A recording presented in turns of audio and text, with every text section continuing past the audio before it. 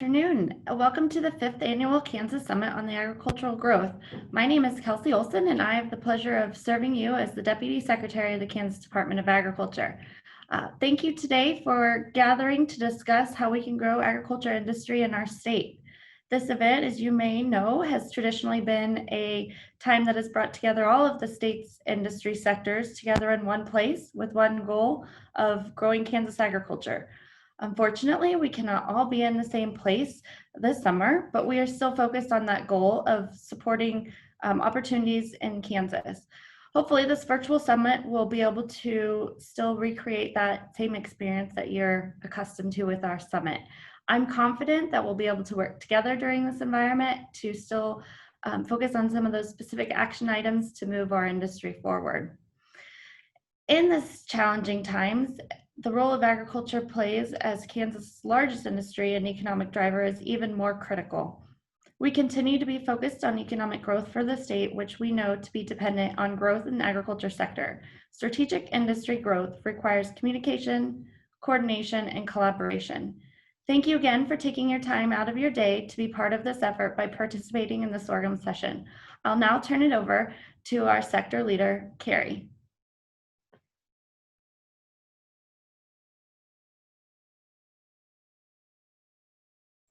Very good. Thank you, Deputy Secretary Olson, for that introduction. And I want to thank you and welcome more than 60 individuals who are joining us today to participate in our sorghum sector.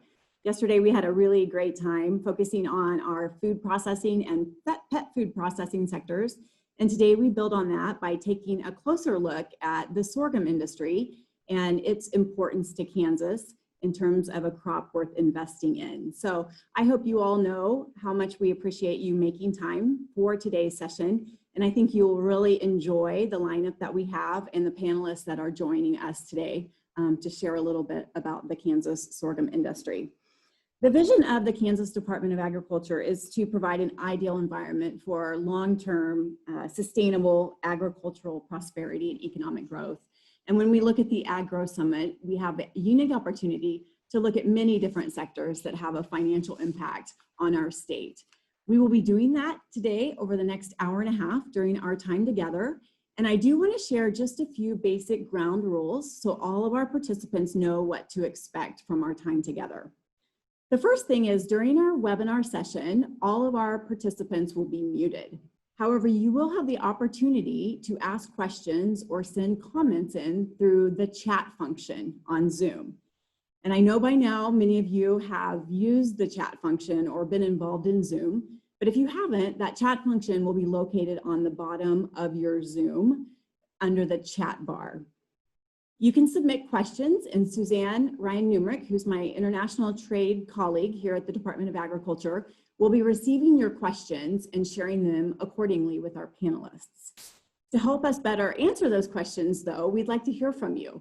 Maybe what your name is, where you're from, and what questions you have, so we can see who's joining us today from across the state or across the Midwest.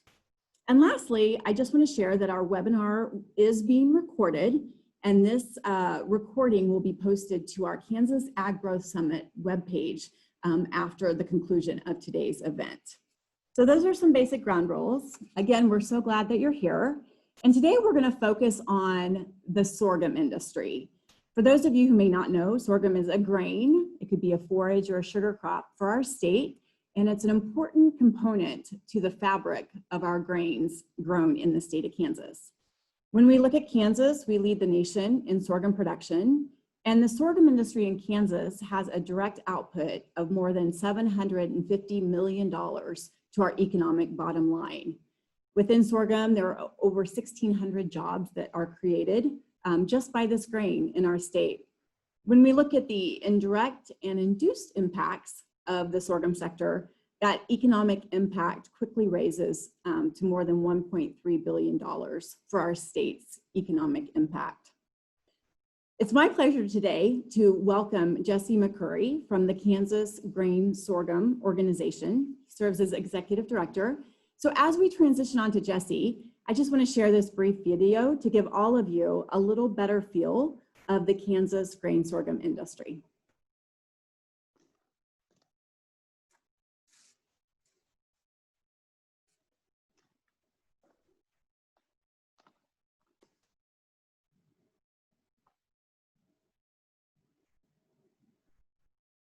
Did you know Kansas farmers grow the largest sorghum crop in the United States? Sorghum is a sustainable and profitable crop for Kansas farmers. It is drought tolerant and thrives off natural resources. And the sorghum stubble saves moisture and provides farmers' livestock with valuable feedstuff while also creating habitat and food that attracts wild game to your farm. Sorghum is growing in popularity as an exciting gluten-free and non-GMO ingredient in a variety of consumer and pet food applications. Sorghum is also an essential component in ethanol biofuel production. Kansas Grain Sorghum Producers Association is the voice for Kansas sorghum farmers and a partner for change with conservation organizations. We defend the Ogallala aquifer, support sound policy, and educate producers on proper management. Working together, the Kansas Grain Sorghum Organization delivers effective advocacy, research, education, and promotion to help build producer value. Our family farmers work hard to supply the needs of customers locally and around the world, from Topeka to Washington and Asia to California. Kansas farmers invest in a better future by working to expand both exports and domestic market development, thanks to the sorghum checkoff. Join us to ensure grain sorghum continues to exist as a viable crop in the future. Go to kansasgrainsorghum.org for more information and check out our podcast for the latest industry news. Kansas Sorghum, growers working together. Thank you very much for that video, and I'm going to invite the PowerPoint to continue as I introduce a little bit about the organization and thank the people that are involved in supporting sorghum, including the Kansas Department of Agriculture, Carrie. We are very appreciative of the administration and the legislature on what they're doing to help us grow. Sorghum is a crop that is very important to Kansas and continues to be very important to Kansas. I would say at the same time that we're in a little bit of a transition in terms of agriculture, and my theme would be investment. I think it's important to have investment not only from dollars, but from leadership, producer leadership, staff leadership,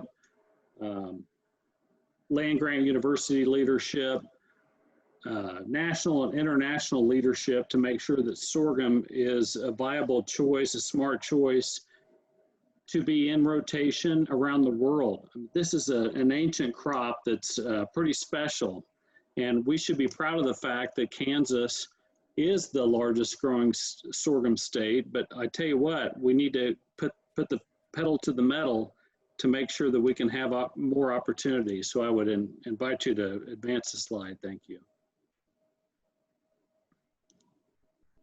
Obviously, we're landlocked, and to some degree, that's a good thing. But on the challenging front, we have to move the crop.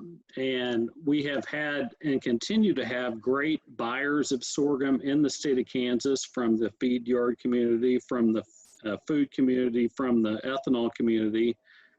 Really excited that we have so many applications for sorghum in the state, but we're always going to be very focused on export markets, and that translates into infrastructure. We have to have container facilities, we have to have solid rail facilities, and we need to be able to move our abundance around the world because we continue to create such a great product that needs to move beyond our state borders. Next slide, please. On the commission front, so like many state commodity groups or crop organizations, we are housed under one roof in terms of staff and a brand. On the commission side, we're an extension of the sorghum checkoff. Because we're such an important provider of sorghum to the world, we do have a budget that is available to do some things in terms of research, marketing, and promotion. We have been very focused on the K-State breeding program and the genetics program, acknowledging that there are some challenges there in terms of advancement, in terms of personnel, but also a real capability. K-State and Texas A&M have a lot of things to offer in terms of sorghum breeding, and so we want to partner with private and public institutions in terms of advancing sorghum.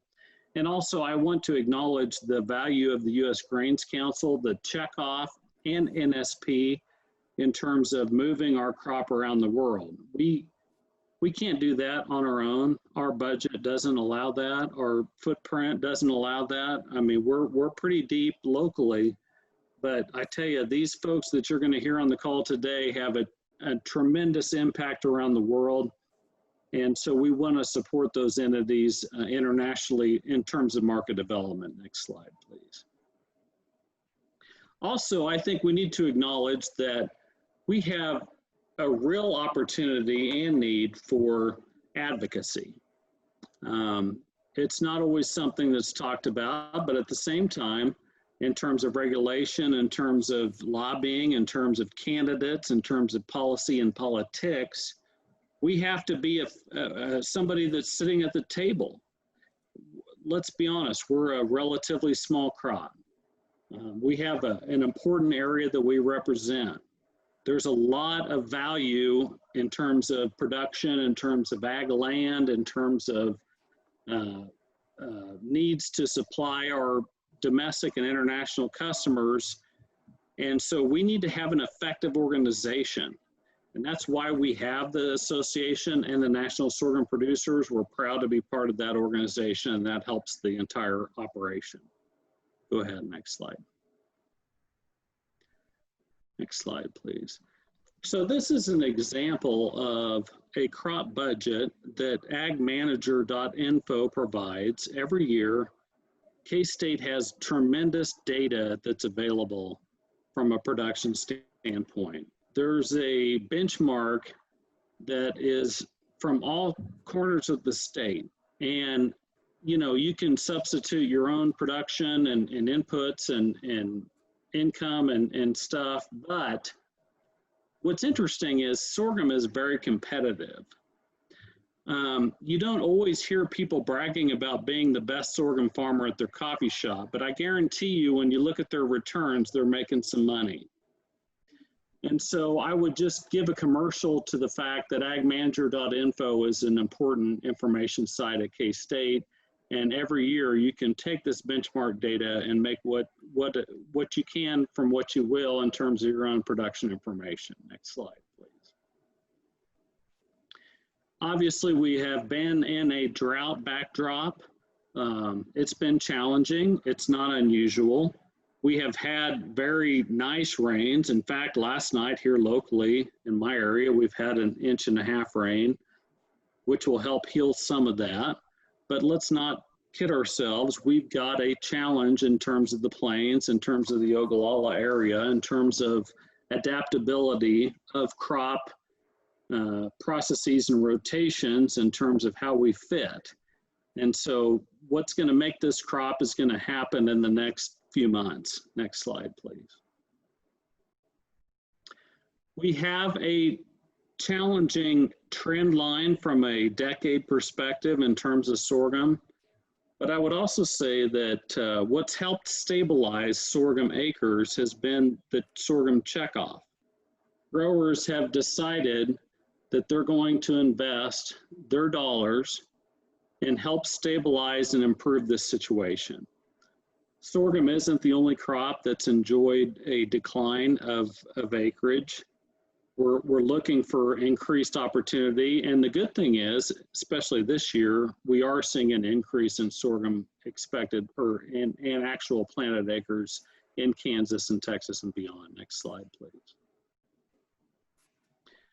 For all purposes, we are at 2.75 million acres, up 6.6% from last year, and roughly the same in terms of harvested acreage. The condition is pretty good. And I noticed today that the condition is generally favorable, good to excellent. Most of the crop is in good to excellent condition. Now, it's been interesting. We had some nice rains last night, and we'll see where things go in the future to see how this crop finishes. Next slide, please. In terms of a basis situation, and I'm going to proceed through this fairly quickly, we have had a consistent pattern of Chinese demand and export market demand that has helped improve what farmers are seeing from their local basis and from their terminal elevators, and that's been very positive. Next slide. like you see in Western Kansas, every day you can see this. This is converted a little bit from pounds and things, but we are seeing a consistent stability of increased production and acreage and value that it's important to send a signal that farmers in Kansas should plant more sorghum. Next slide, please. And that shows this on this slide in my local area. We're positive, and that's not always the case. And that's what we want to see continue, because we're seeing the picture that's being advanced around the world. Next slide, please. Again, kind of a snapshot of demand based on June 25th from somebody who we value a lot with the ag manager, Dan O'Brien, who shows not only in ethanol and in futures markets or from terminal elevators how positive things have been compared to normal. Next slide. I just want to invite you to be part of Sorghum.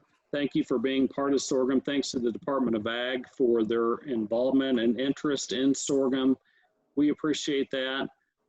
We've got some ways to grow, but we can based on the partners that we have. And I'm really excited about the partnerships we have on the call and look forward to the rest of the call. Thank you very much. Great. Well, thank you, Jesse, for bringing those comments and giving us a baseline understanding of what the industry is in Kansas. You know, some of those trend lines may have tracked down, but we also are seeing a little bit of trend line tick up in terms of sorghum markets or sorghum acreage. So I think that's what we want to focus on today. Just so everyone knows, we've kind of crafted our agenda in a way to provide a global look at where Kansas sorghum goes into the global market. And then we're also going to look at a very local approach to where sorghum goes locally.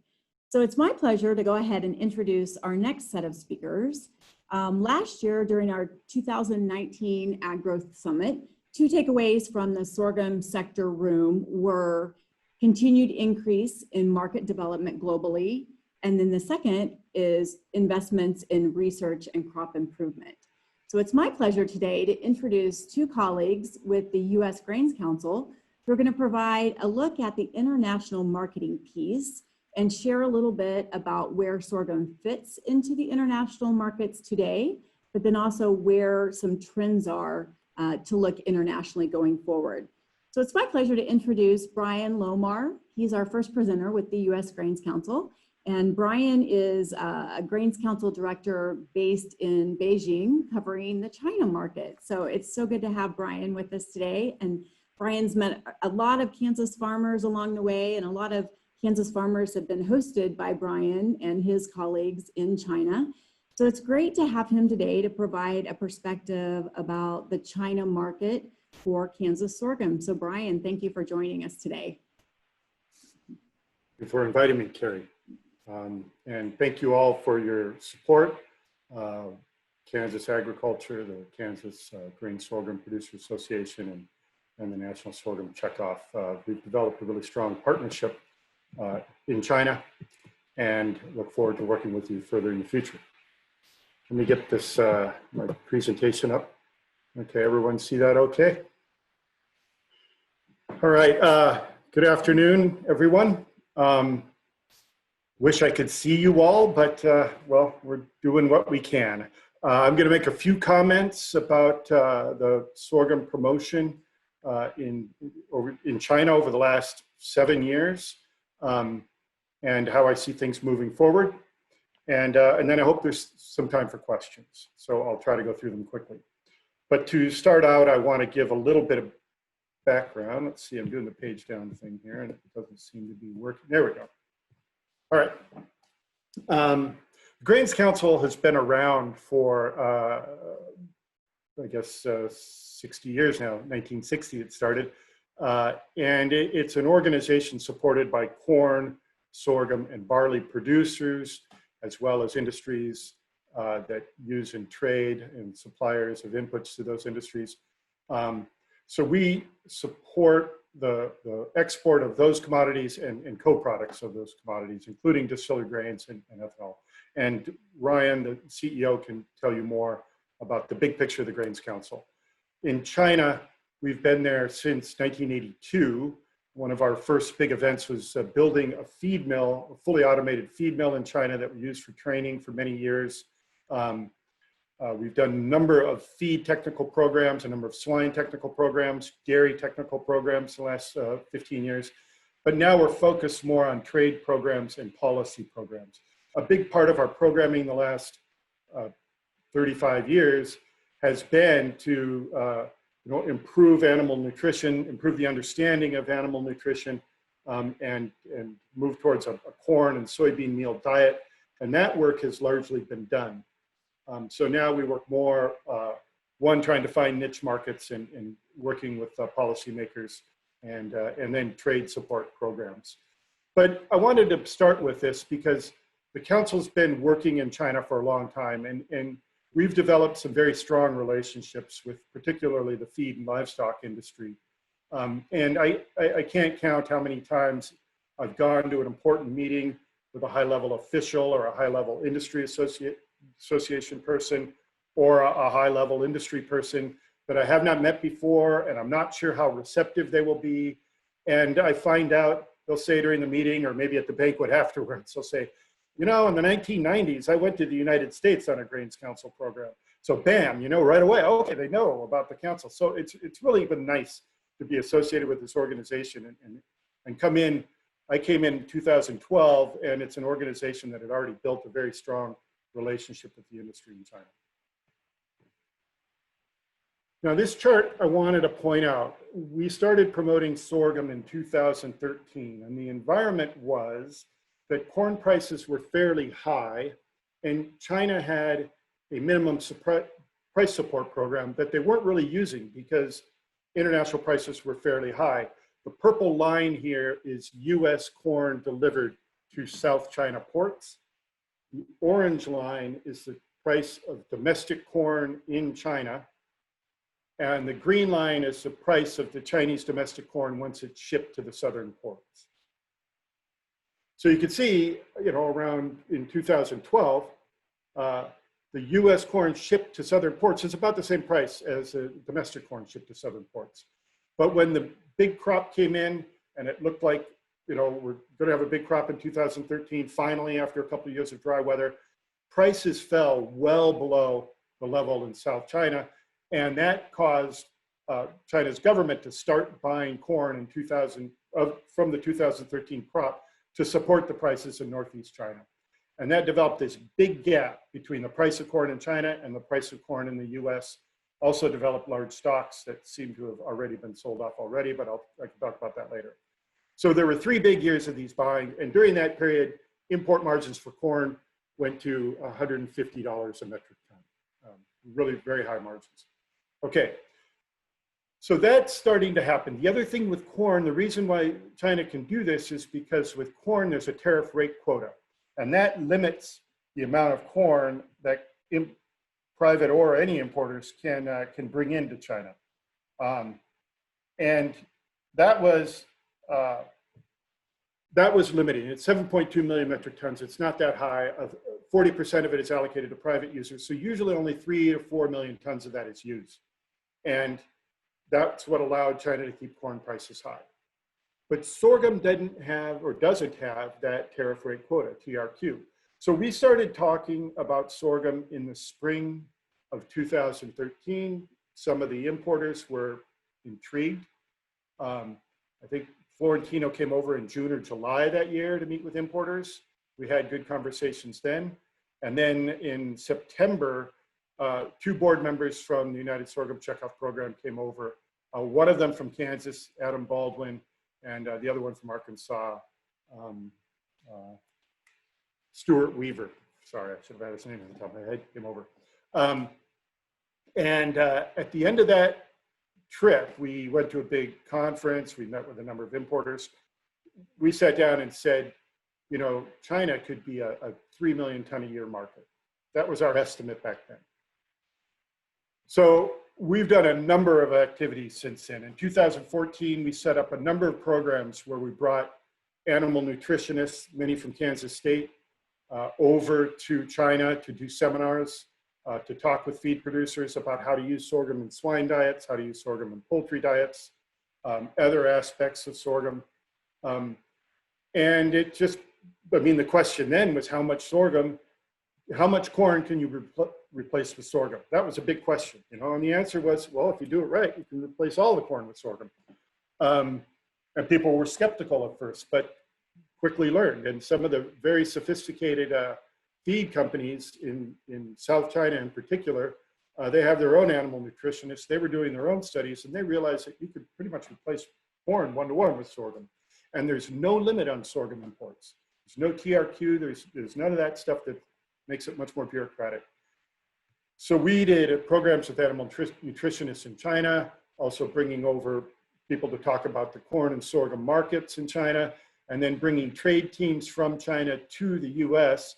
We always visited Kansas, and also frequently, and now every time, typically have a half day or a full day of training at Kansas State at the International Grain Center there.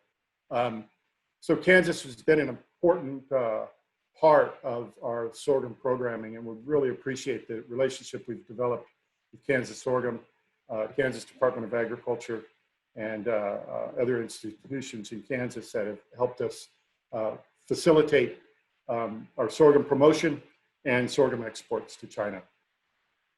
Altogether, these programs have been extremely successful. See my own locking out, but anyway, over the years, it's been about $7.4 billion worth of exports up to May 2020. There's a lot of exports coming in right now. I expect that'll be $8 billion by the end of this year. So that's a really successful program. The Grains Council's exported about $20 billion of product to China over the last 10 years, and over a third of that has been sorghum. Now, up to date, our sorghum promotion programs have been focused in South China, Guangdong Province, Guangxi Province, and Fujian Province, particularly, and then one program in Hunan Province.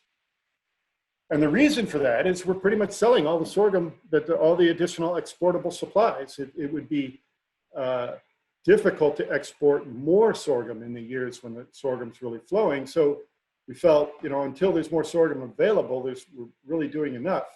But some of the big importers tell us that they could sell 20 million tons of sorghum in China, no problem. And a lot of them are looking at this area where there's much more demand for feed, a lot of swine production, a lot of poultry production in the Yangtze River Basin and North China Plain. And we've hardly touched those regions. So there's really a lot of capacity to build up more sorghum exports if we get the conditions right. Now, one buyer that is buying from that other region is the Baijiu producers. We estimate conservatively the Baijiu production uses about 3 million tons of sorghum, but it might be higher. It's been very difficult to get a fix on this. We've tried really hard. 3 is a conservative estimate. It might be 5, or it might be higher. And if more sorghum is available, they may use more sorghum in their recipes.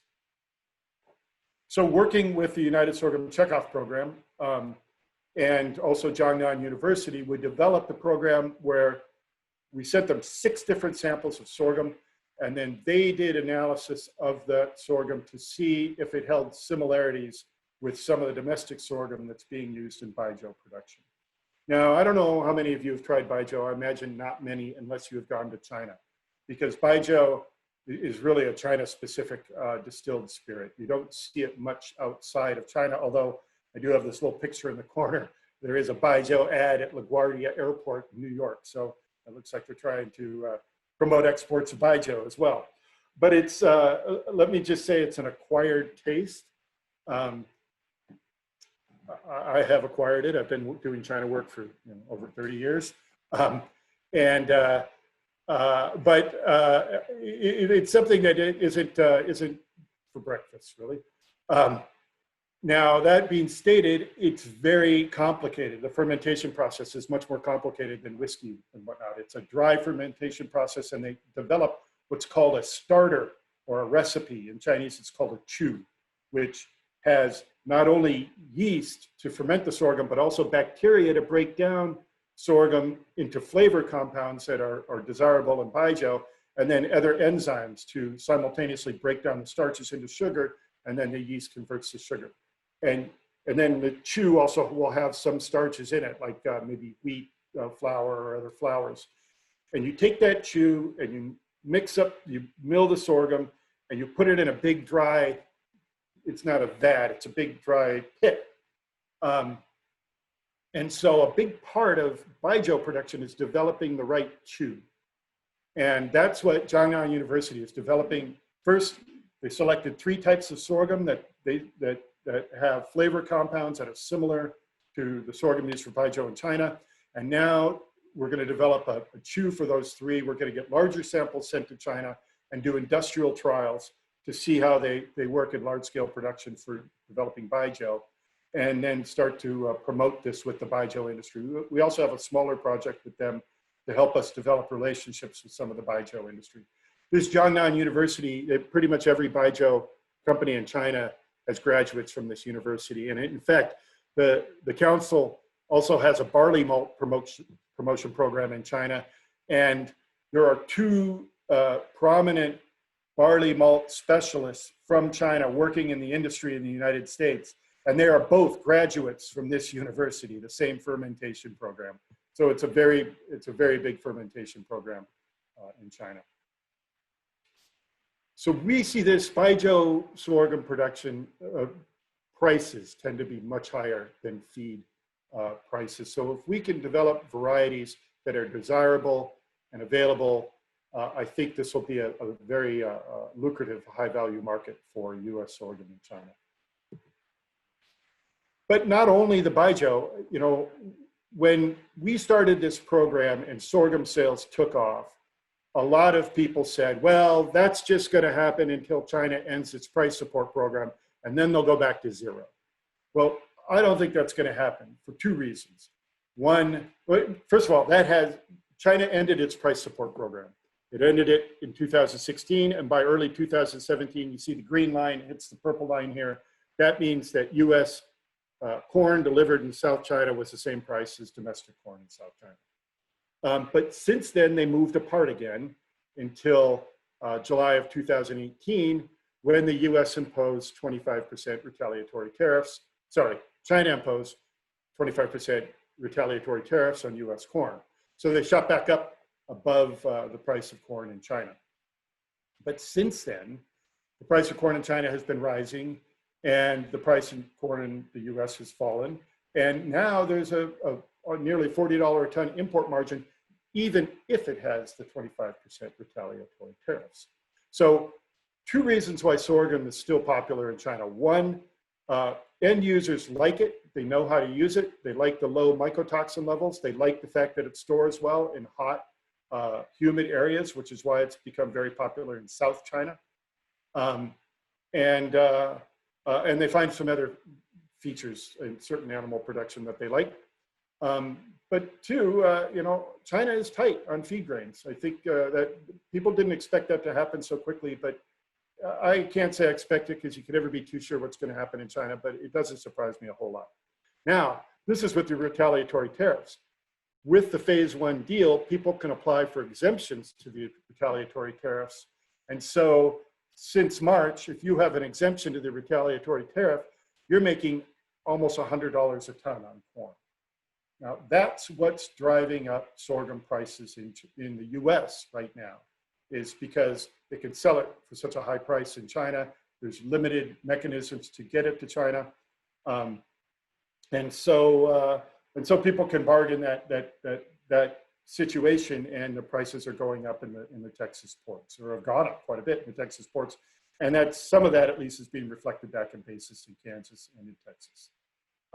So I think there's a future for sorghum in China as a feed grain, a continued future, and definitely a future as a input into baijiu production, which I don't know if I mentioned it, it's a distinct like I say, it's an acquired taste. It's really unique to China, but it is far and away the biggest distilled spirit by production in the world.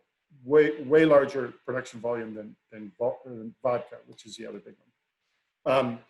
So there's a lot of potential future, and a lot of it will depend on the U.S.-China relationship. I know there's a lot of not so positive things happening in the relationship right now, but I think the opportunities for sorghum exports to China, they have been positive in the past, and I think they're a positive opportunity in the future.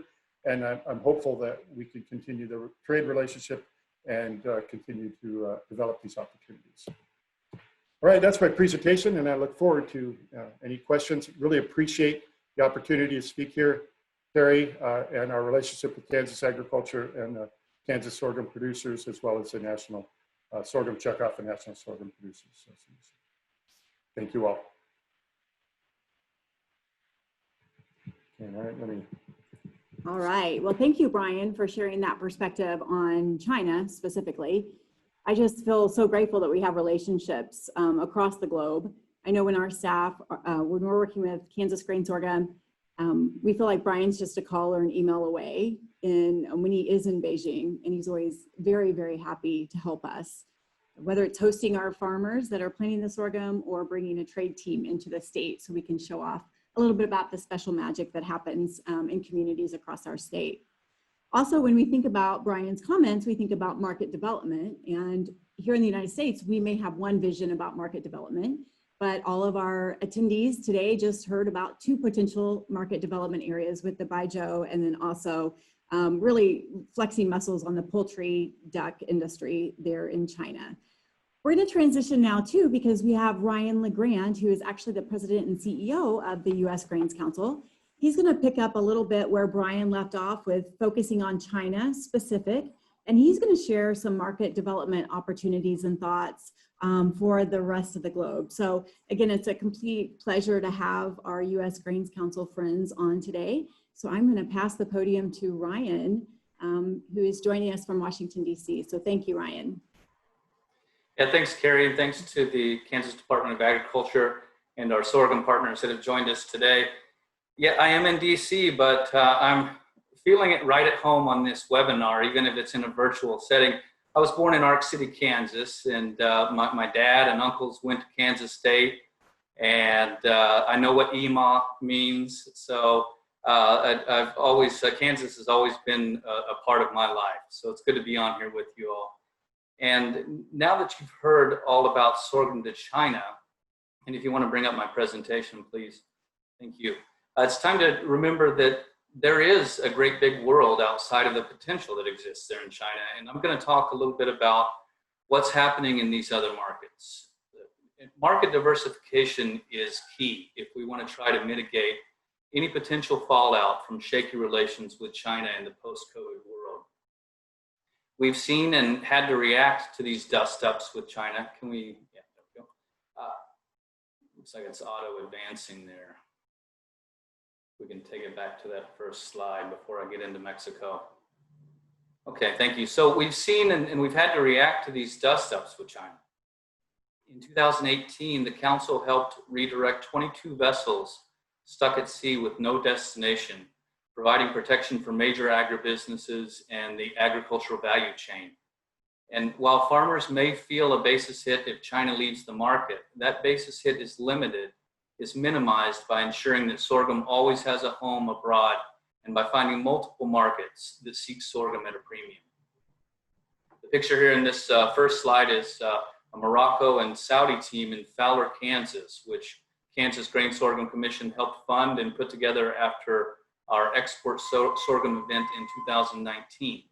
And the Saudis actually took some of the sorghum vessels back in 2018, those 22 that I mentioned earlier that were stuck at sea. So it's great when we can bring those folks overseas to home to see our farms, to see our operations.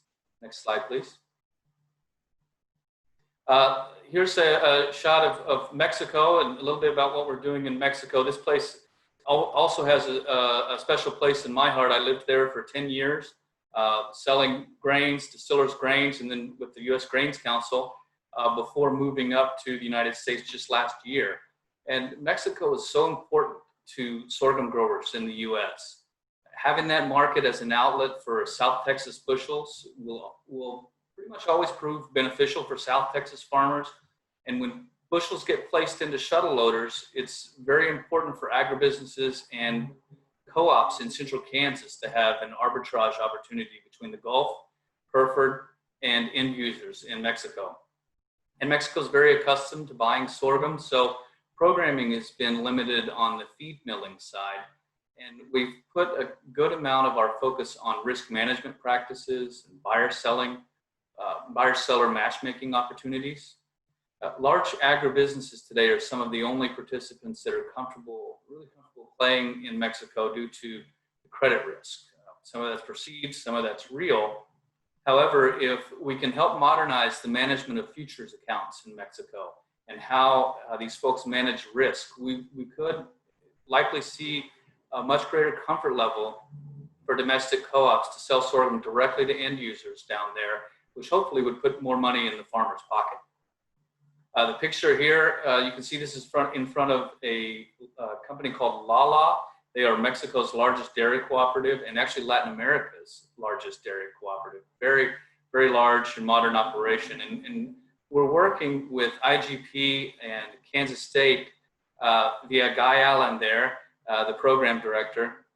He traveled with the team to Mexico in early March. And I'll note that this was the last international trade servicing trip, and it happened to be for sorghum. And they met with major importers in 6 cities in 5 days. And we're going to be tailoring a program for them to attend in Manhattan once travel resumes. Next slide, please. Now, despite the high prices for sorghum around the world, we've seen purchases by Japan and New Zealand. There are feed millers in these markets that plan to continue to procure amounts of sorghum no matter the price, and we've seen that over the past year. The demand from New Zealand comes from the consistent shrinking of Australian sorghum acreage, which is a trend the New Zealand market expects to continue now that China has imposed strong tariffs on Australian sorghum due to anti-China rhetoric coming from there. So we'll continue to engage the dairy industry in that region to begin to understand what future demand will look like. Japan's buying hasn't really changed year over year, despite the fact that in this last year, the spread has widened between corn and sorghum by almost $56 a ton. And we'll soon be investigating and seeing if there's still room for growth there. Certain Japanese feed millers will continue to buy U.S. sorghum as a replacement for corn. Next slide, please. Sub-Saharan Africa, it's an area of interest, and you may ask why. We're looking at all of Sub-Saharan Africa for sorghum. Kenya, Tanzania, South Africa, and Ethiopia are some of the first countries of high interest in this region. West Africa could be a target down the road as Nigerian officials have banned corn imports this year. So we'll see what develops there. But either way, Sub-Saharan Africa is getting a lot of our attention, and sorghum is the primary objective for this region for the Council. Just a few facts for you on this region and a comparison to other regions. On average, the Sub-Saharan African region's workforce will grow by 14% every 5 years, with the growth rates slowing down not until we get around to 2050. And in comparison, Europe's workforce is already shrinking and is expected to continue to do so through 2050. Asia's workforce will keep growing over the next 2 decades, although at much slower rates and after 2030, and it's projected to start shrinking from 2045 onward. This is from the numbers we have today. Africa's potential workforce will likely be larger than that of Asia by the end of the 21st century, growing from 1.2 billion today to over 1.8 billion people. We'll see a rapid increase of the share of working age individuals relative to non-working age population as well. So this is a large marketplace. 49 of 54 countries within Africa are located in Sub-Saharan Africa, containing nearly 1 billion people and over 80% of the continent's population. A strict GMO restriction presides over the region, which favors sorghum and also helps the grain price into the region when comparing sorghum versus expensive non-GM corn. So look for more to come in this region, and it's certainly one I have my eye on for future growth. And in the next slide, I'll talk about one of the first activities we have teed up for the region. Next slide, please. This is a look at the Quality Samples Program, or QSP, and it's a USDA program that allows our government to give us a grant to facilitate and pay for 60 metric tons of product for companies to conduct a feeding trial and test logistics into the market. Today, there's a 50% tariff on sorghum into Kenya, but this market could certainly be very important for us. They currently have a 1 million metric ton annual grain deficit, and that's growing due to their population boom. They buy very expensive non-GM grain to backfill their needs. And if we can convince Kenya to reduce or eliminate the 50% tariff, we could find another situation where sorghum can be used for feed, but at a premium to what it fetches in the US market, because it could differentiate itself due to its status as non-GM. Just to give you an idea of how expensive their feedstocks are, they're able to buy sorghum at today's prices, even with the 50% tariff, and it still prices in. So we'll work to make sure the feeding trial goes well and continue to follow up from there. You can see on some of the details on this slide. The seller is United Ag out of Victoria, Texas. They'll be selling #1 new crop Milo from South Texas. It's going to ship first half of August, so just in a few weeks. 60 metric tons for a feed trial, so I'm guessing it's going to be about 3 containers. The buyer over there is the largest feed miller in East Africa, Unga Holdings Limited. They have a lot of clout in the region, so hopefully we'll be leaning on them to help reduce that 50% tariff as well. And it's going to be used in poultry feed, and that's provided a lot of excitement in the region. They're ready to do this trial. Next slide, please. There we go. So as soon as we can get on the road again, we're going to start aquaculture programming in Vietnam in full force. And we plan to push sorghum very hard to those overseas customers. We recently passed the pest risk assessment in Vietnam, which opens the Vietnamese market for the first time to US sorghum. And I want to give a special thanks to national sorghum producers and the United Sorghum Checkoff Program for the instrumental work they did on helping to open this market. This is a huge win for sorghum growers, as aquaculture producers in the region have yet to evaluate the serious benefits that can come from a grain-based diet rather than a cassava-based diet that they're currently using. Sorghum combined with distillers' grains creates a very nice fish feed, and we'll be advocating for that. That market size is around 600,000 metric tons, and that's depending on their corn imports, but that's their cassava use. And taking into account the corn imports that are alongside that. So 600,000 tons would be a nice market for US sorghum. Next slide, please. Next up is India. National sorghum producers and USCP are currently working on filling out preliminary forms to be included in a request for a pest risk assessment with India, similar to what was done in Vietnam.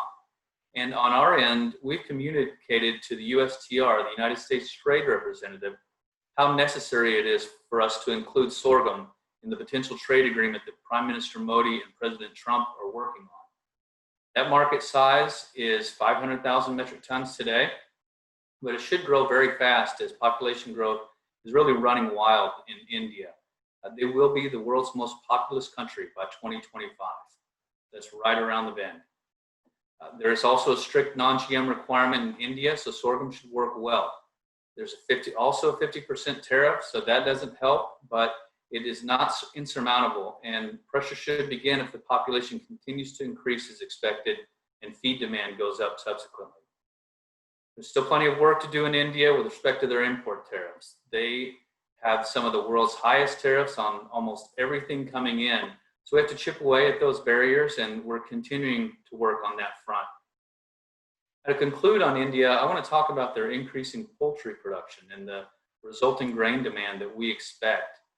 The following text that I'm going to read was taken directly from the APIDA website. The APIDA is a major trade export association in India, promoting exports of their products. And they say that poultry is one of the fastest growing segments of the agricultural sector in India today. And while the production of agricultural crops has been rising at a rate of 1.5 to 2% annually, production of eggs and broilers has been rising at a rate of 8 to 10% per annum. As a result, India is now the world's 5th largest egg producer and the 18th largest producer of broilers. The potential in the sector is due to a combination of factors: growth in per capita income, a growing urban population, and falling real poultry prices. Poultry meat is the fastest growing component of global meat demand, and India, the world's 2nd largest developing country, is experiencing rapid growth in its poultry sector. In India, poultry sector growth is being driven by rising incomes and a rapidly expanding middle class, together with the emergence of vertically integrated poultry producers that have reduced consumer prices by lowering production and marketing costs. Integrated production, market transition from live birds to chilled and frozen products, and policies that ensure supplies of competitively priced corn and soybeans are keys to future poultry industry growth in India. That's from their website again. They mentioned corn and soybean. We need to get sorghum into this market. So we'll be working hard there. So I'll stop there, and we'll take any questions that you may have at this time.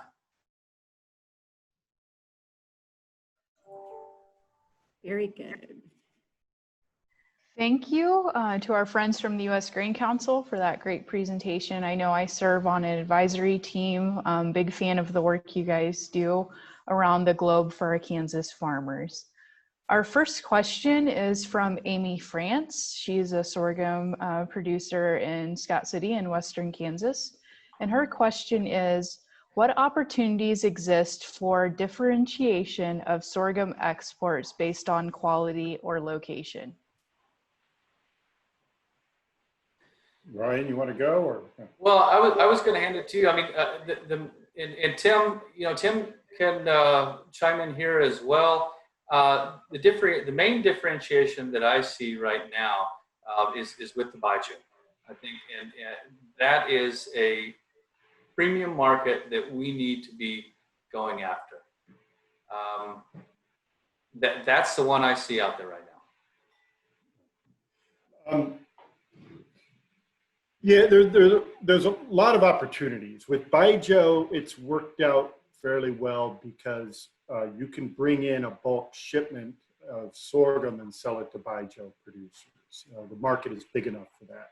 But for other niche markets, I think the problem will be the limited number of container facilities in sorghum production regions in order for buyers in other countries to buy smaller volumes of U.S. sorghum at maybe higher prices, and that maybe are contracted with specific farms to grow specific varieties. We're trying to develop that for Baijiu, but for other markets, I think that's been a limitation for Baijiu, and I think it would be a limitation for other markets as well. Not all Baijiu producers want to buy even a hold in a bulk shipment, and would rather test it out a little bit even before they do that. So that's one of the limitations. And another differentiation opportunity that we have is for food sorghum. We're promoting food sorghum in Japan, but the volume is just not there. So we have to go after them. We have to turn over every stone, and tons are tons when we're moving it off of our U.S. balance sheet. But the one that's really going to make a difference in that differentiation category is the Chinese Baijiu.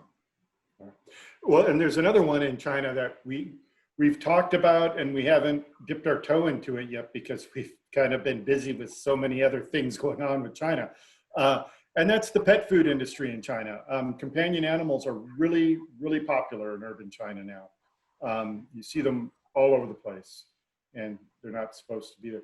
But other than that, there's a big pet food industry in China, and I think that there's opportunities for sorghum there too that we haven't even explored yet. All right, on to the next question, which is how can Kansas build more intermodal systems to ship directly to international markets. I've heard a lot of the sorghum that is sent into Asia is shipped via the logistics center outside of Edgerton. That's the one outside of Kansas City, right? Correct. Yeah, right. That's the one you have right now. And really, to ship containers, you need to be near a hub, like a Kansas City, like a Chicago, which is, you know, obviously not even in your state, but you have to have a major city where these containers are coming in with textiles and computers and all that for distribution out to the suburbs and other areas. So developing a new hub could prove difficult if it's not around another city. But one thing that the container export program does, it allows you to sell smaller volumes. You don't have to compile a whole vessel of 60,000 metric tons or 30,000 metric tons. One container load is one truckload. So if a person were to do their homework and really make connections with buyers, make connections with freight forwarders, get your risk, your level of comfort on risk right with the customer and with the entire transaction, there is opportunities for that business. But again, new hubs outside of Kansas City might be a little bit difficult.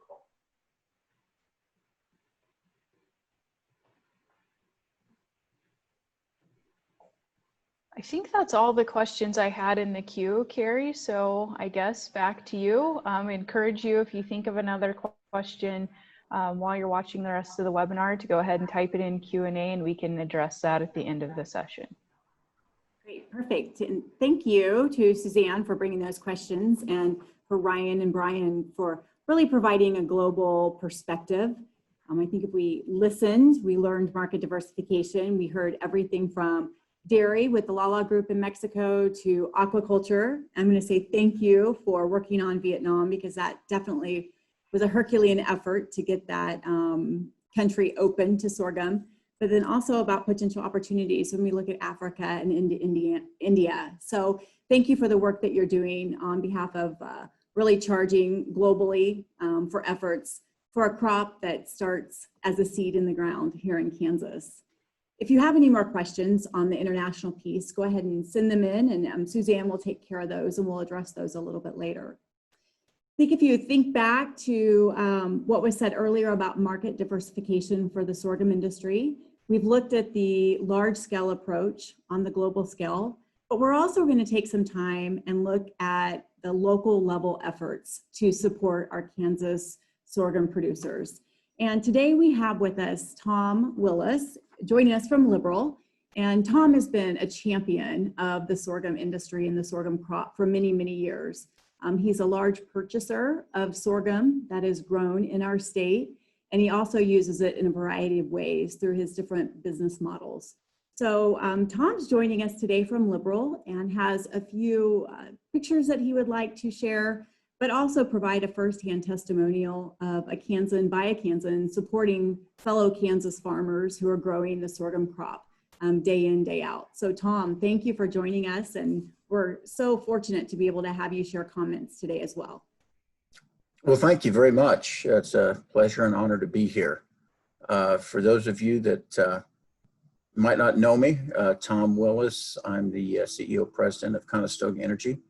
We have two plants running currently, one in Garden City, Kansas, one in Liberal, Kansas. We produce about 180 million gallons of ethanol a year, and it goes all over the world. So I was asked to speak a little bit about why sorghum is so important for us. And first of all, that's our plant in Liberal, Kansas. I would say 95% of this ethanol goes export, goes to Europe, goes to Central America, South America, and the Far East. One of the reasons they like it is because it has a very low carbon footprint. Milo, sorghum, plays a role in that. And we're currently working with national sorghum producers to do some research with John Duff and his team in proving that sorghum actually has a lower carbon footprint than what is currently at. And the reason that's important for producers is the lower we can get that carbon footprint, the more value it brings into California, the more value it has for export, and the more value that we can bring back to the product. One of the things that I would tell you today, there's been a lot of talk about the value of sorghum. We are bidding actually at our 2 plants today, and it's the first time this has happened. We're bidding equal price for corn or milo. It doesn't matter. It has the same price. And that's taken a long time to get there. I'm kind of proud of that and happy that I could report that to the group. Next picture, and this I've got just a couple pictures here. Man, a few words. That's a beautiful sorghum crop, right? Lovely. Bring the next one up. That's a corn crop. That's a dryland corn crop from, I'm going to say, very well could have been what it looked like in western Kansas 3 weeks ago. The reason I show you this is that corn crop, I don't care how much water you put on it now, it's not going to make a crop. In the last 10 days in most of western Kansas, we have gotten rains on my farms up to about 6-7 inches. The dryland corn is gone, but the sorghum still has the potential to look like that first picture. And as somebody that depends on local production to run these plants, we will use close to 60 million bushels of grain a year. When I am able to source all of that in Kansas, western Kansas, or actually clear back to the middle of the state, when I'm able to source that all locally, we have a competitive advantage. If I have to bring grain in from out of state, I lose that competitive advantage. And remember, the ethanol industry, I'm sure many of you know, we're in an overproduced, oversupply nationally as it is. So any advantage that we can get is very important to us.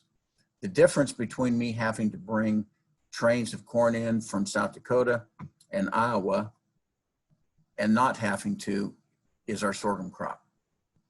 So I'm a big proponent of it because it allows me more consistency. If we go a week or two or a month and a half and have a drought, I still know I'm going to cut something, or that our producers in our area is going to cut something with sorghum. Same cannot be said of true of corn from that perspective. Second thing that I like about it in our business is it stores very well. We end up putting a lot of, last year we had, I think, 6 million bushels of grain on the ground. Sorghum stores much easier to store outside than corn is. So we like that aspect of it. I wouldn't be doing myself my due diligence or if I didn't mention the water properties of sorghum. And, this aquifer is not getting any smaller, it's getting much smaller, not getting any bigger. And I will tell you that I think a lot of the pumping that happened in April, May, June this year out of the Ogallala, we did some damage to it. The nice rains we've had here recently have allowed maybe to give a little bit of a respite, but there is no question that going forward, if we are going to, if we're going to extend the aquifer, I won't say maybe save it, but if we're going to extend it, it's going to have to be done with more and more sorghum in the mix from that perspective. So the other thing that we like about it, it's interchangeable. We can use it both, any kind of ratio between it and corn, it doesn't matter. So we can, if we can buy a lot of it, we'll bring it in and use it as we can blend it off with a mixture between it and corn. So all in all, I'm a big proponent of it. I think you find any ethanol plant that uses it will tell you that it's a key component of their business model. It certainly is ours. We've applaud the work that's going in to increase the value. Some of the ALS technology that's going in there into the genes, the different varieties, I think will be just an additional boon and reason to be able to use it where maybe you've got grass problems. For those of you that I'm going to put a pitch in for the Kansas Sorghum Association as well. Yes, there's another picture. And that is a real live picture of what it looked like about 3 weeks ago. And I don't care if you put a foot of moisture on that, you're not cutting anything off of it. And we are not a cellulosic plant. So if we can't get grain off of it, we can't grind it. But so as I was saying earlier, another great picture. So a picture's worth 1,000 words. I don't want to give you 1,000 words, although I'm known for giving 1,000 words, but I'll try to sum it up a little bit. Support your Kansas organization. Support the national organization. These organizations do great work in furthering the research, the development, all things sorghum. They do a fantastic job, but they're only as good as the grassroots support that they get. And I would put a very hard sales pitch on that. You support these organizations because they're doing a lot to bring value back to agriculture. So anyway, I think I've kind of captured everything. If anybody's got any questions, I'd be happy to answer them. So.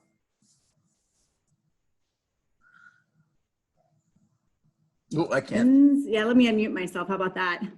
You think I would figure this out, right?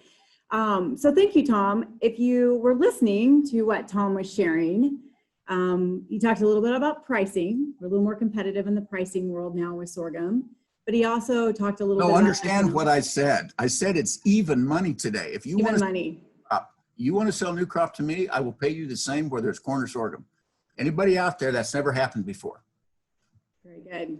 So I think if you heard that, Tom is in the market to buy more sorghum today. How about that? Which is exciting. So we've added ethanol in, we've talked about pet food, we've talked about dairy, all of the different industries that really benefit from a robust sorghum crop. But Tom also talked a little bit about the sustainability piece and the environmental piece. So thank you for bringing those topics up. If any of you do have questions, certainly send those questions via chat and we'll have Tom answer those here in just a little bit. I don't know if Tom realized, but he perfectly queued me up when we talk about investments in research and investments in the crop. We're going to transition into a next sector and really look at what is being done to help invest and advance the sorghum crop. So we are just tickled today to have Justin Weinheimer with the United Sorghum Checkoff Program and National Sorghum Growers to give us an overview of crop investment and crop improvement. So thank you for joining us today, Justin. Thank you, Carrie, and thank you for the opportunity to be here today, as well as thanks to the Kansas sorghum producers for the chance to participate in this great event, and certainly have enjoyed it so far. Today, as you said there in the introduction, Carrie, I want to spend a little bit of time talking at a high level about really the opportunities that exist now for advancing the crop at the field level. And anybody who has experience in crop genetics or, as farmers, we all realize and appreciate when new hybrids come to the market.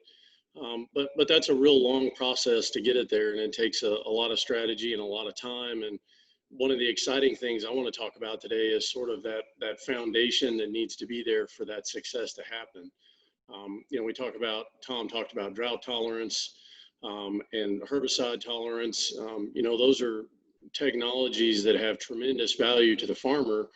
But I think the question really becomes is how do you get it to the farmer's field, and how can we improve on it if it already exists? So I want to kind of talk a little bit at a high level about some things that cover a broad range of aspects within sort of the genetic space of sorghum, but also, various aspects that the sorghum checkoff and partnering states have had an opportunity to invest in. So next slide, please.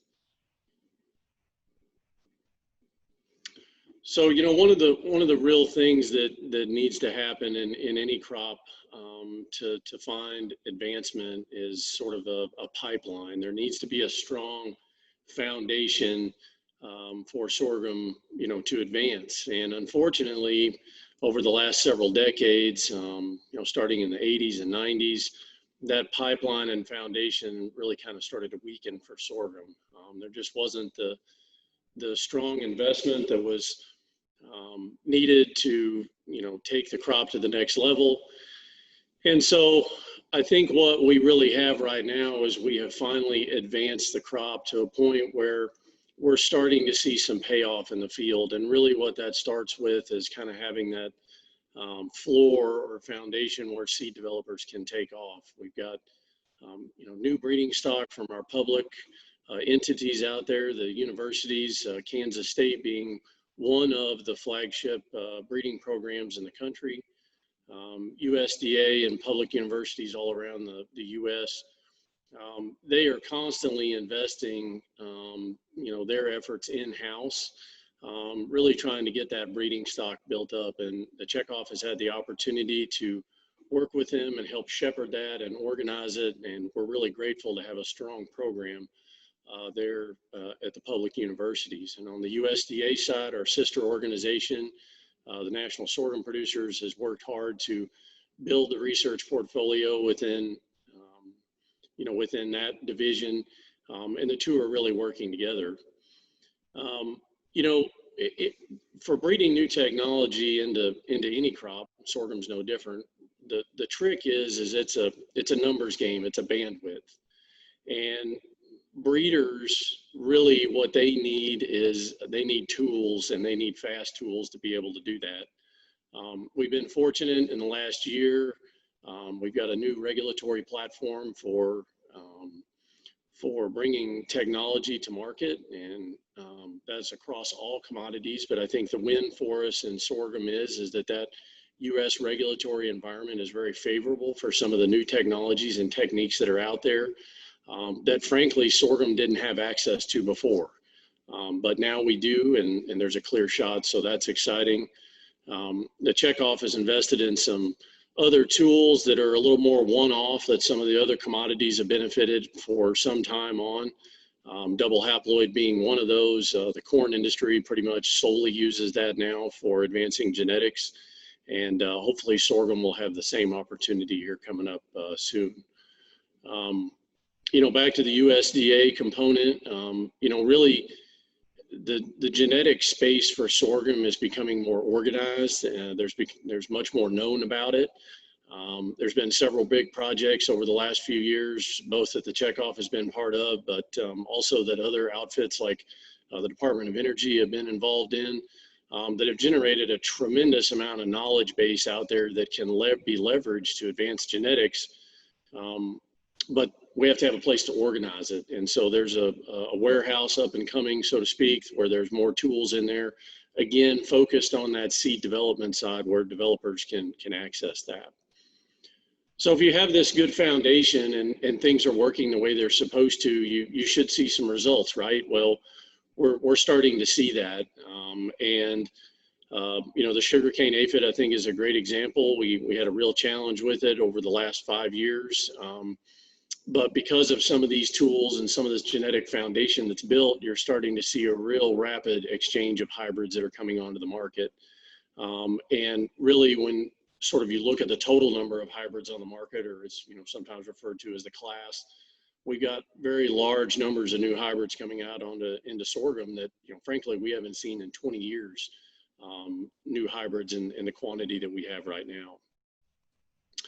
I think one of the other big things for sorghum that's a big win is we've really been able to build not only that partnership and collaboration at the public sector, but we've got some real strength in the private sector where the Checkoff has worked with quite a few big names in seed development and crop protection to bring some new products forward. There's a few companies listed there where you sort of have a team effort going on between those companies and the growers in the Checkoff space, as well as in the National Sorghum Producers for the regulatory side, where you've really got this consolidated effort going forward to bring new technology forward. And within that group down there, there's a couple of herbicides and a new insecticide that are hopefully going to be available here real soon, but they are in the pipeline, and that's the win there that I think is really important. Next slide, please.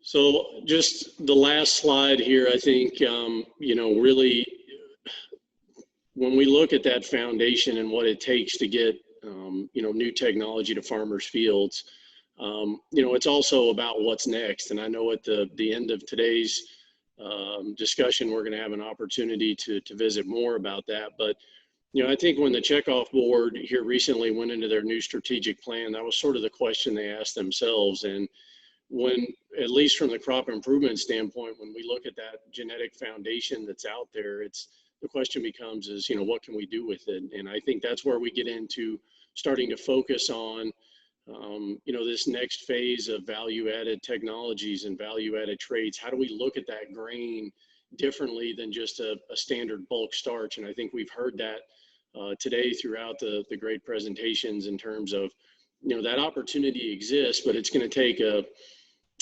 collaboration between that end user and the seed developer. And in sorghum, at least, that hasn't really happened that much historically. So we're excited to see those partnerships come together where we have the marketing component, the end user, and then the seed developer all going back and forth in terms of what those opportunities are, because genetically within the diversity of sorghum, I think we can meet those specialty needs that are out there. And that's certainly something we want to be able to do.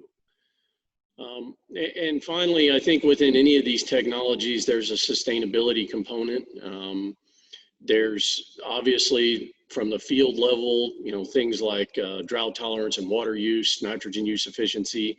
Those types of things are very applied at that seed development level. But, also we get into the sustainability of some of these technologies that are coming forward, where we've got to really look at plant stewardship and technology stewardship and these new herbicide technologies that are coming out. How do we make sure that farmers are managing those in the best way possible so that they get the most durability out of them and get the most out of them? And I think that's going to be really important for us going forward as well. So with that, those were my remarks. Again, Carrie, thank you. And thanks for the Kansas Department of Ag and Kansas sorghum producers for the chance to be here today.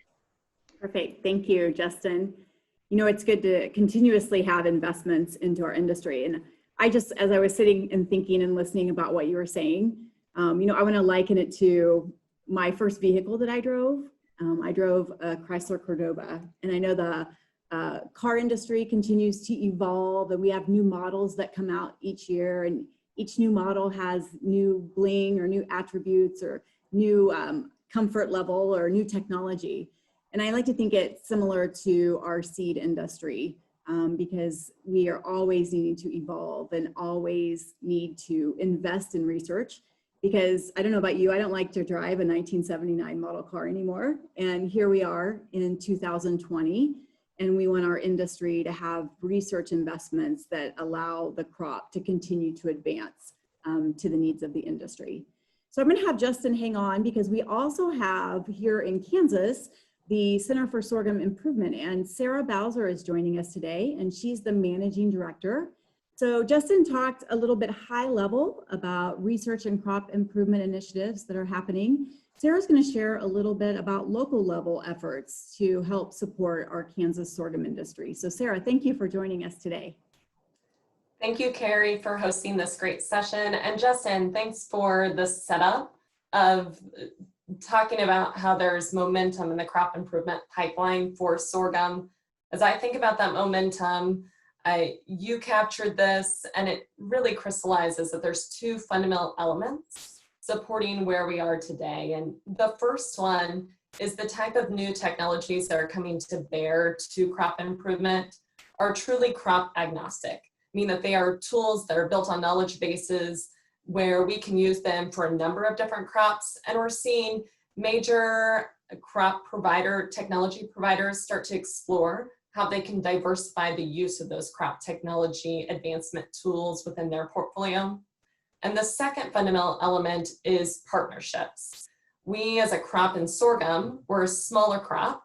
And so to leverage and access some of these new crop improvement technologies, it takes a nexus of partnerships. That's where farmer leadership comes in. That's where strong departments of agriculture, like Kansas Department of Agriculture, come to bear and prioritize improvement as a crop in sorghum. And that's where the stakeholders on this call are an important part of that. I work for the Center for Sorghum Improvement. It emulates the importance of partnerships.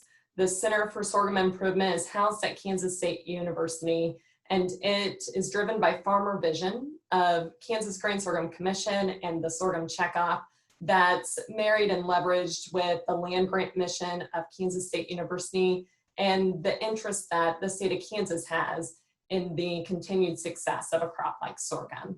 And fitted within that program, the Center for Sorghum Improvement, is a project I want to dive into to really take all the things that Justin shared with you about the momentum in crop improvement and provide a very tangible example about how we are making smart investments in sorghum as a crop and how those are starting to bear fruit to take this opportunity that we have to use new and novel approaches to crop improvement and start to transcend them into technologies at the field level.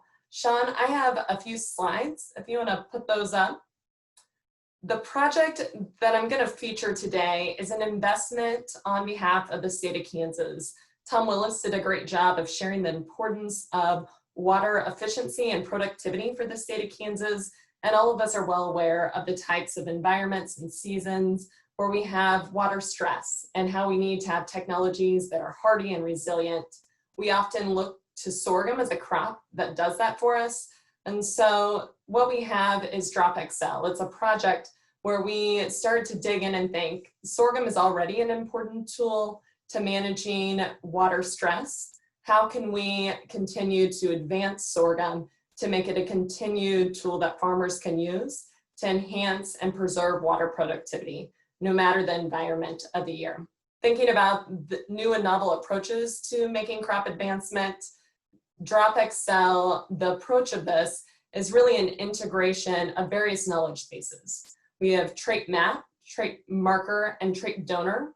Trait map is data-driven advancement in crops, taking what we know about how our crops grow in a field, taking what we know about the types of possible environments, growing environments in the state of Kansas, and running no less than a gazillion different simulations together to test out, should we try to introduce a trait or different feature to our crop, and how will that perform under the stresses that we have in Kansas? So doing crop modeling, a trait map. And then once we've done crop modeling, doing that next step of identifying what genetic controls those particular traits that we find of potential value through those trait maps. And then I'm starting to use those genetic markers to guide the development of trait donors, knowing that when we want advancement in our crop, we're not wanting a single new product, we're wanting approaches and traits that can be introduced to a portfolio of various sorghums through a number of different market providers and various seed companies. Drop XL, the specific trait for this project is called limited transpiration. It is fundamentally a plant regulator for how it uses its water resources in a given season. So plants and different genetic controls for plants help a plant decide that in early vegetative growth, when the plant is experiencing in your crop field stress, do we turn up that dial and spend water and transpirate, or do we idle back and wait for a more favorable time to use that water for yield productivity? We've been working on this project for 2 years now, just completed the second year. We have plants growing in the field in Manhattan, Kansas, continuing to advance the marker as well as donor development. But I'll have Sean move to the next slide to show you what our original simulations of what the limited transpiration trait can offer for Kansas farmer fields. So here you'll see on the top part of this slide is Drop XL sorghum, a sorghum that's simulated with the limited transpiration trait. And on the bottom part of the slide is today's sorghum, sorghum without the limited transpiration. And you'll see very, very small incremental differences or changes in how the plant elects to manage early season stress.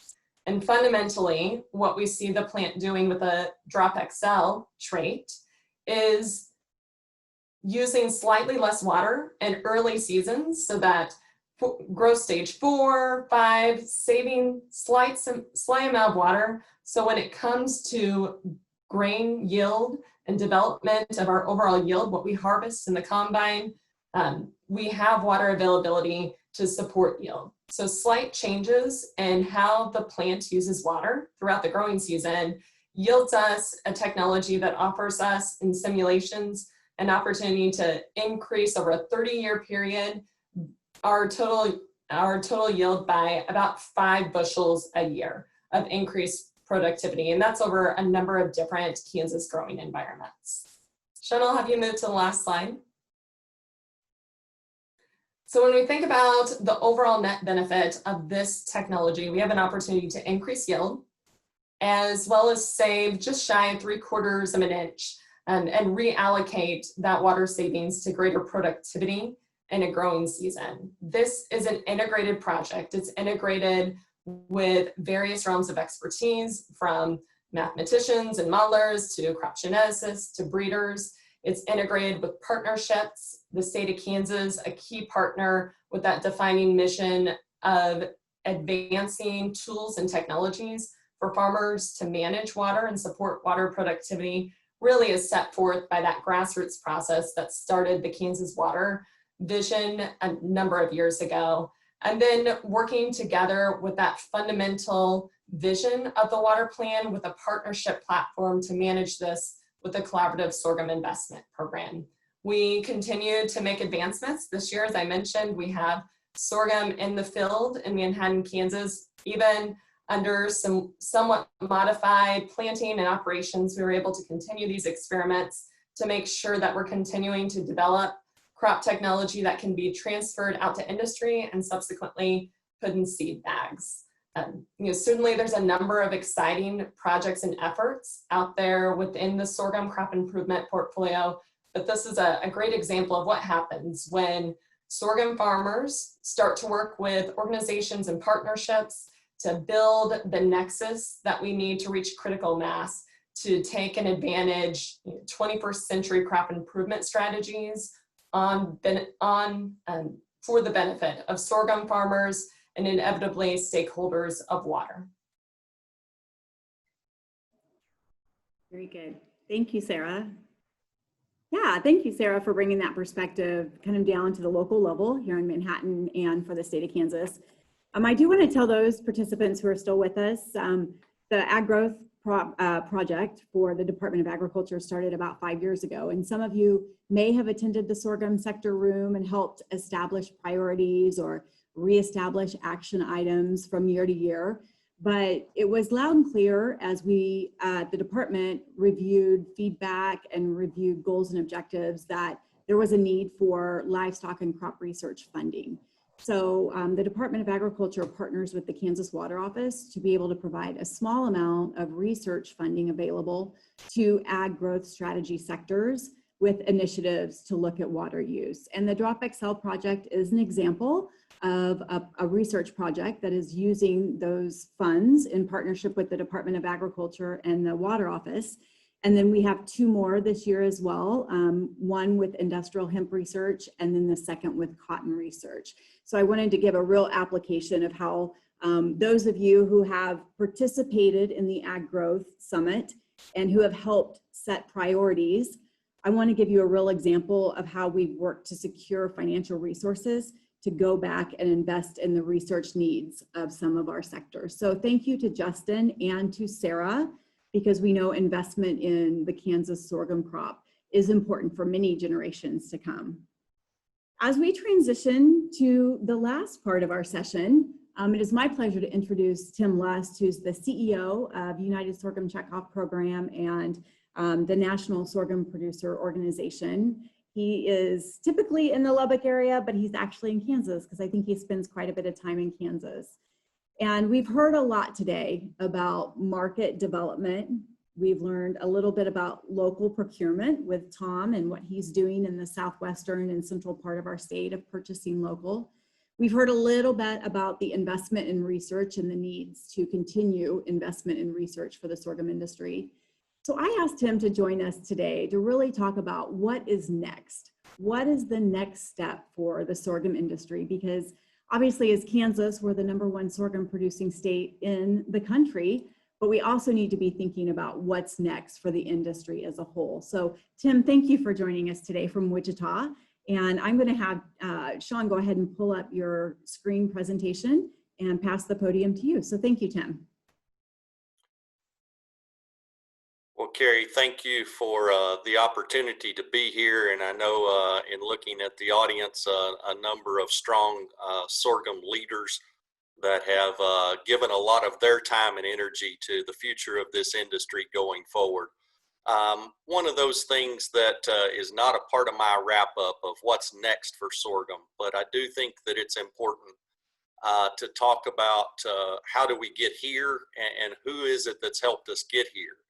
And I think as we sat down and really started going through what we needed as an industry, I remember sitting with a business consultant and going through a lot of items with him, and his statement was your industry doesn't really have enough money to accomplish much, so you need to go back and think about how you can have resources, because without resources there really is no next for sorghum.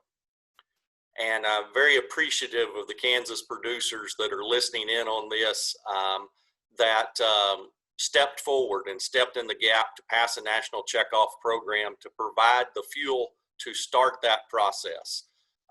We wouldn't be talking about the things I'm going to wrap up with it wasn't for that leadership. And then we started talking about, we really need a yield increase, but we've got to get there. How are we going to get there? Tom Willis didn't say it, but Tom Willis goes back and forth with one of our buyers in China of being the largest sorghum buyer in the world on an annual basis, and Conestoga usually wins in that. And so groups like Conestoga that have stepped in to buy our product give us time. But what I'm going to wrap up with is when we start looking forward to what do we need or what's next, it's an example of a strategic discussion with board of directors of both the national sorghum producers as well as the sorghum checkoff about 8 years ago. And we started talking about a plan of let's take some risk, let's swing for the fence, let's see how we can change genetics in this crop and what we can do. And so the groups set out a plan and they started going through stuff, and the checkoff said, yeah, we think we can invest in double haploid, and we know we've got K-State that's bringing on some new geneticists that can utilize this information. And somewhere along the line, somebody stopped and said, but sorghum doesn't have any of that database. They don't have any of those tools. They don't have any ability to utilize that technology. So what are we going to do about that?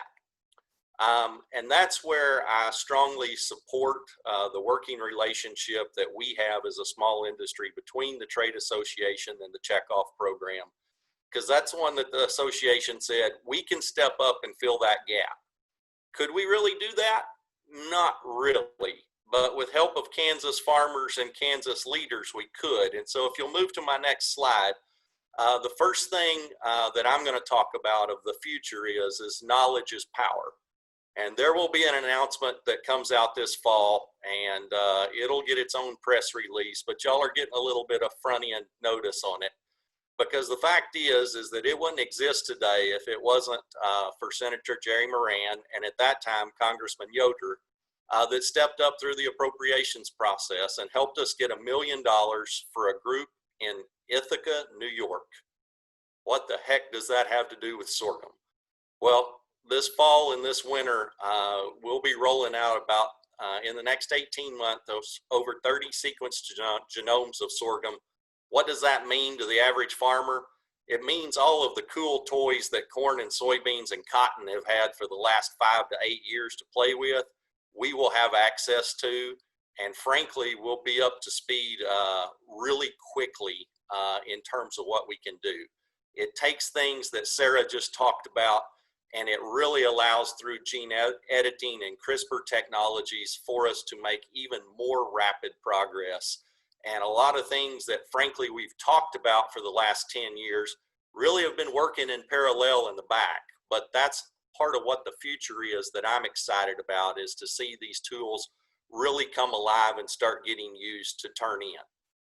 The second part of what I'm just going to wrap up with is the strategic plan that the Checkoff and the association just went through about 9 months ago or 12 months ago. That one really said, look, it's all about market pull. And you heard marketing presentations earlier today that all focused on what are new food products, what are new alcohol launches, what are new export opportunities. And one of the things that's a key to that is logistics. And Ryan mentioned it earlier in his presentation. Other speakers talked about, well, it's just really hard to do. Well, it is. New ports and new container loading facilities are a big deal, and they're a big challenge. But for this industry to really go to the next level, that's part of what we need. I'm excited that we're actually going to have sorghum shipments going out of a new port in South Texas this fall for the first time ever. I think you're starting to see that in basis. An extra bid for competition matters. Certainly we need those opportunities in Kansas from a container loading facility, and we continue to work to see what we can do to help on that. But I think as we wrap up and tie all this together is how does that work? Well, it's what Justin talked about. We're into designer genetics now for a certain end use. And today more than ever that is possible. Today more than ever that matters to consumers, and sorghum has a great sustainability story to tell about how we tie that together.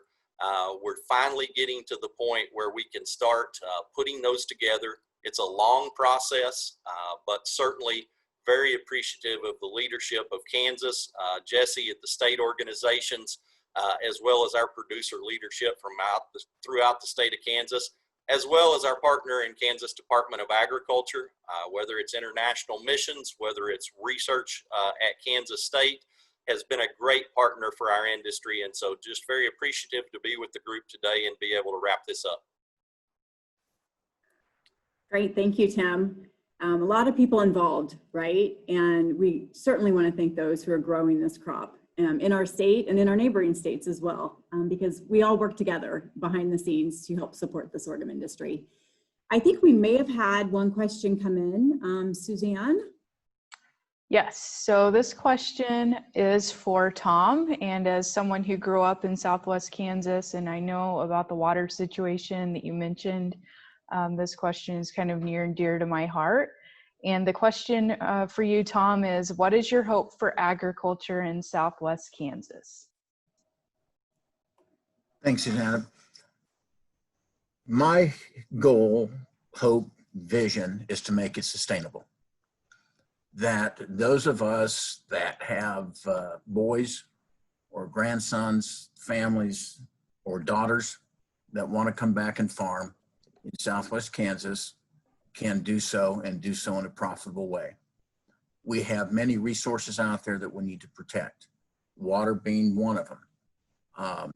But by adapting new technology, by looking at some of the benefits that sorghum has, I see a pathway, at least a short-term pathway, into making that happen.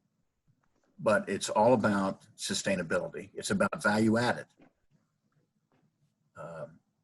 When you look at what we're able to do with ethanol and the value that comes back to the producer, it allows them to be profitable, hopefully.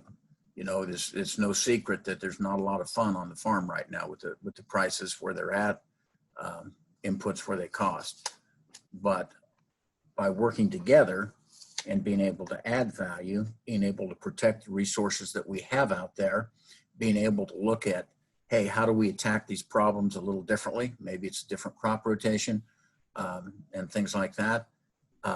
My hope and my focus, to be honest with you, as both somebody that's in the value-added business and energy business with ethanol, as well as somebody that has a family farm, is that we're able to successful be 25, 30, 40, 50 years from now when our posterity is able to take over and still be here profitably.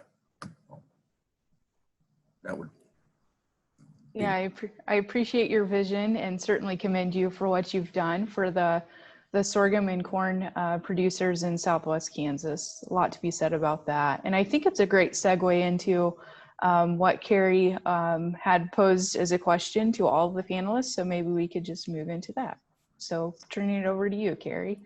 Great, thank you. So for Tom, we have sustainability piece and then also value add. I think it's very important that we capture the value add of commodities that we grow or raise here in the state of Kansas. But as we wrap up today, and there might be another question or two that pops in, and Suzanne will monitor that, but I just want to go through our panelists for one departing comment.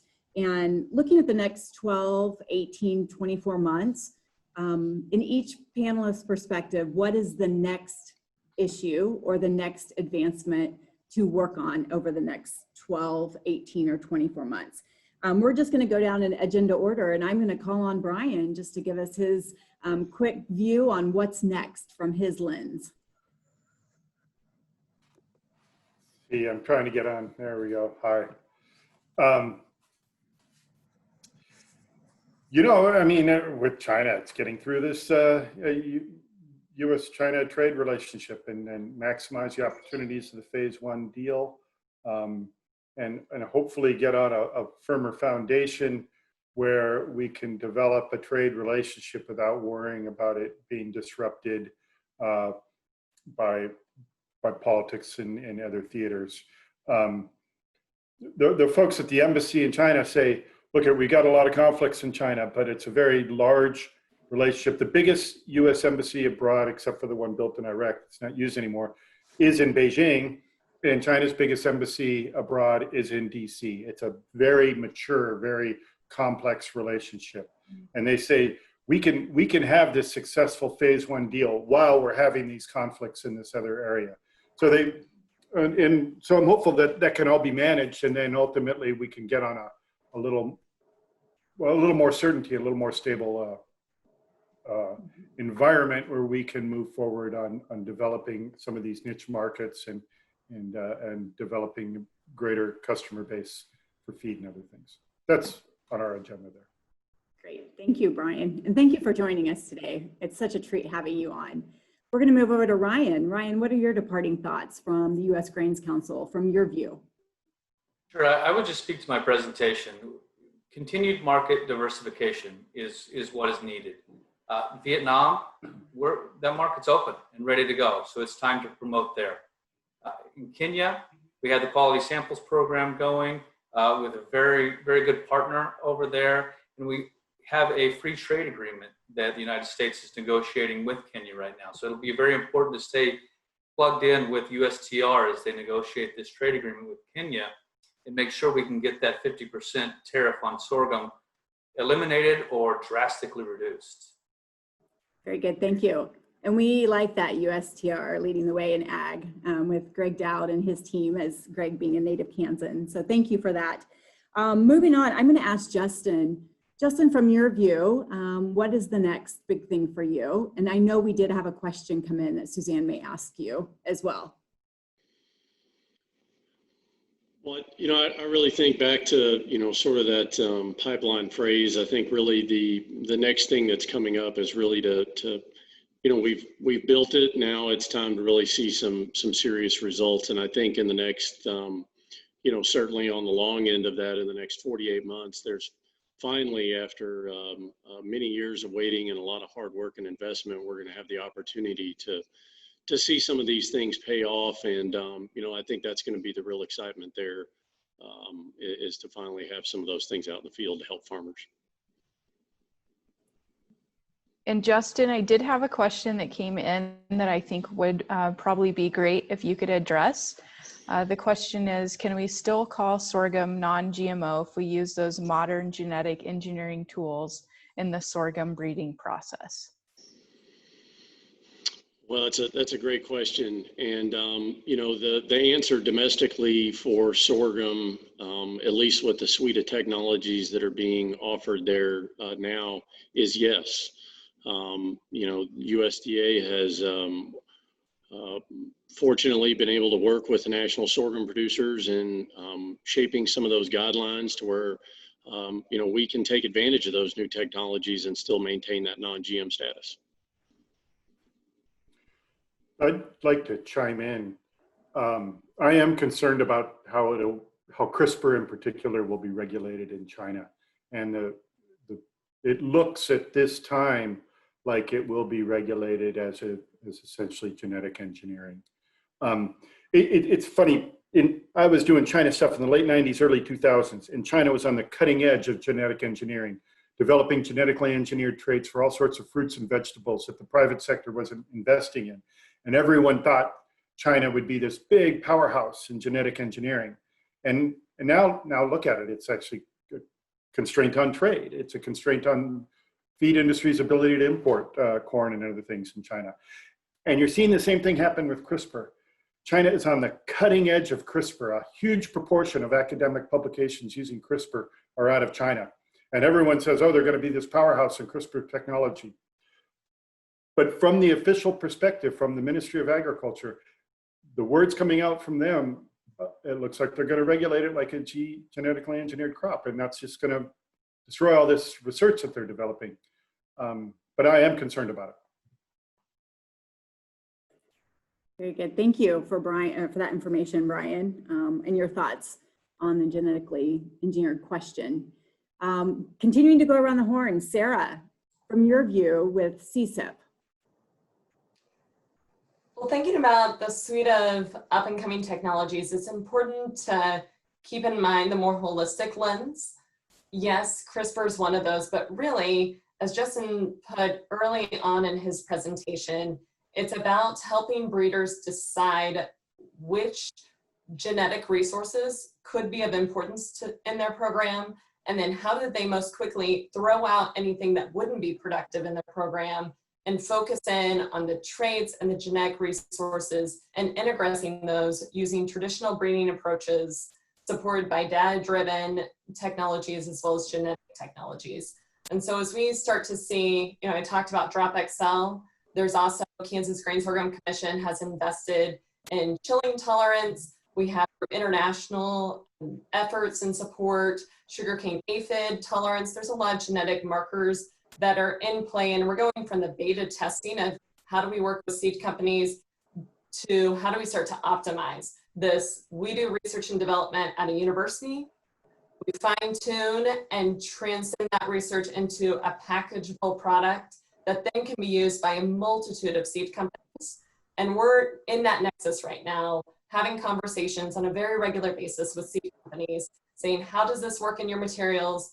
How can we help you optimize the use of these tools and technologies to further fine tune what you're throwing out and give you greater resource and capacity to dig in on the materials that have beneficial genetics for your brain program. So we're excited to be in that beta testing to optimizing phase right now. Perfect. Thank you, Sarah, for that. We're going to wrap up here by bringing Jesse McCurry back in. We've heard a lot of information today from a lot of incredible industry experts from across the globe, some in our Manhattan community, but some living in other states and some living globally. But I think we've all heard that the future for sorghum is an exciting one, and sorghum is a crop that has a variety of marketing outlets. So I'm going to pull Jesse back into this conversation to close it out, and then I'll end our sector session with just a brief announcement that I've been given and asked to make to all of our participants today. So Jesse. Thanks, Carrie, and thanks for the opportunity to be part of this. I was trying to remind myself that we have a crop that is neutral, that is relatively affordable, that is adaptable around the world, that is particularly keen on being grown in the South Plains, that can be used for multiple purposes, from domestic to international, to alcohol internationally, to domestic consumption, to food. And that's a good thing, especially when we think about sustainability. And so I'm proud of this crop. I'm proud of the leadership that we have in this crop, the research that we have in this crop, the opportunities that we have in this crop. We have to continue to push forward. But I do appreciate the fact that the Kansas Department of Agriculture chooses to pick sorghum as a priority crop. And I do believe that. And I've seen that from the administration, from the secretaries, from multiple administrations, from the legislature. when you look at the problems that this state faces and the opportunities that this state faces, it's not easy. There is a lot of needs here, but boy, we have a pretty adaptable crop with a lot of technology innovation and uses and management strategies that can be put to the crop. And I really appreciate the fact that the administration's willing to invest in that. And I guess my theme is we need to continue to invest in this crop.